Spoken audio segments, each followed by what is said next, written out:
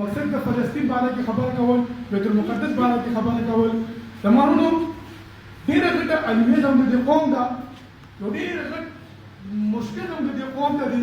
زموږ د خپل قوم په یو روایتي بنیادونو کې تقسیم دی.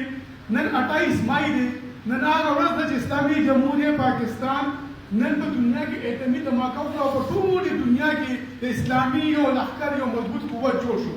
لیکن افسوس نور دې ته دې کریډټ اخلي چې دا مونږ کړی دی. هلته چې کوم څوک راوړي نو ورکپ کریډټ والي چې ورکپ مونږ ګټلی دی، څوک راوړي چې کوم دی مونږ مونږ جوړه کړې ده. د ملک دپاره څه کړي دي؟ د ملک څه سوچ دی؟ د اسلام څه سوچ دی؟ د قرآن څه سوچ دی؟ د نظام څه سوچ دی؟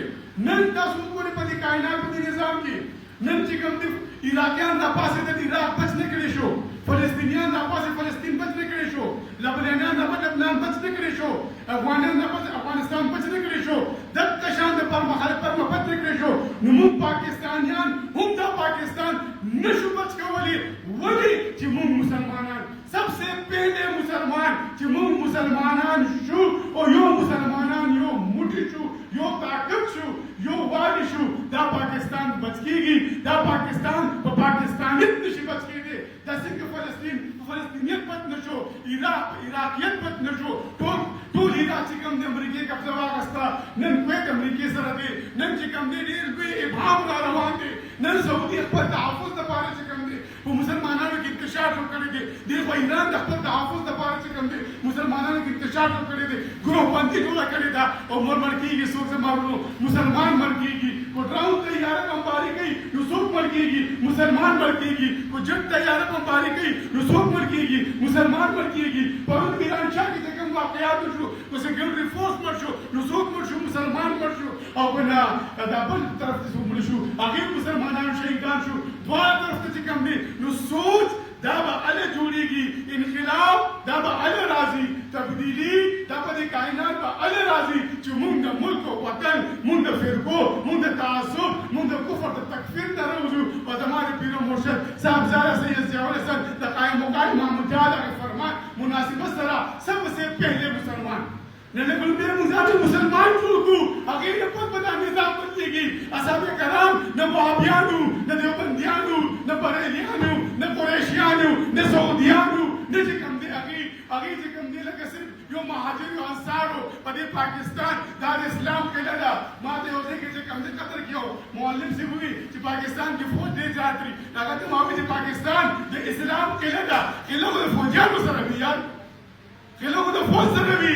دا ورته کې دلته نه به ممکن و د عالم اسلام حفاظت نه وه، نه چې کوم دی خپل جوماتونه شهیدانو، نه چې کوم دی خپل مدرسې ختموه، نه چې کوم دی خپل چې کوم دی مسلمانان وژنو. د فوج کار دا نه دی چې مونږ مسلمانان ملکو وجې دا ټول که پښتون دی مسلمان دی، که افغان دی مسلمان دی. د مارونو مسلماني پکار ده، د اسلام په دې لاره باندې ولاړه پکار ده، هغه طریقه پکار ده. نن تاسو وګورئ دا صرف پنځه ماګوتې دي، دا شافعي دی، دا مالکي دی، دا حنبلي دی، دا جعفري دی، دا حنفي دی، دا مسلمان دی.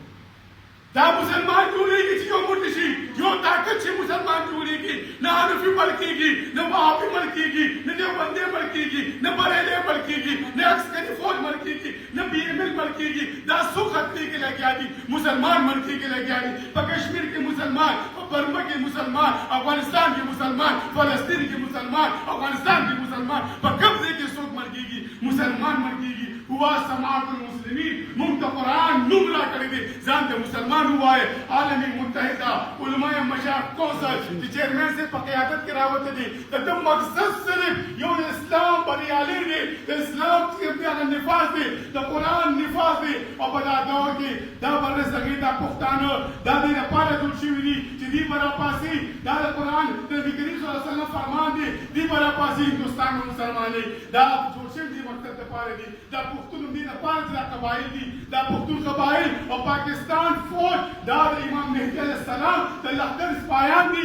لهذا موږ ته یو کېدل پکار دي. ما دې چې ډرا په خبرې ډېرې زیاتې وې، خو بار کې دا خبرې مختصر په دې ځای کې ختم روجه ده. تاسو ټول تشریف راوړو. د خاص کر چې کوم د الکترونیک میډیا، د پریس میډیا، د عالم متحده علماء مشایخ په جنرال سیکرټري په حیثیت کې د صحابه نه د پاکستان نه د ټول راغلي مېلمنو ته چې کوم دی ډېره مننه ادا کوم، ډېره شکریا ادا کوم. خاص کر د میډیا ډېره شکریا ادا کوم. ولې نن چې کوم دی د میډیا وار دی، په دې میډیا په ذریعه باندې اسلام په لهذا متوسط ریکوست کو درخواست کو چې د عالمي متحده علما مشایخ کونسل چې دا کوم سوچ کوم عزم دی تاسو د قلم او د علم په ذریعه باندې د مسلمانانو عموم الناس ته ورسوي وما علينا الا البلاغ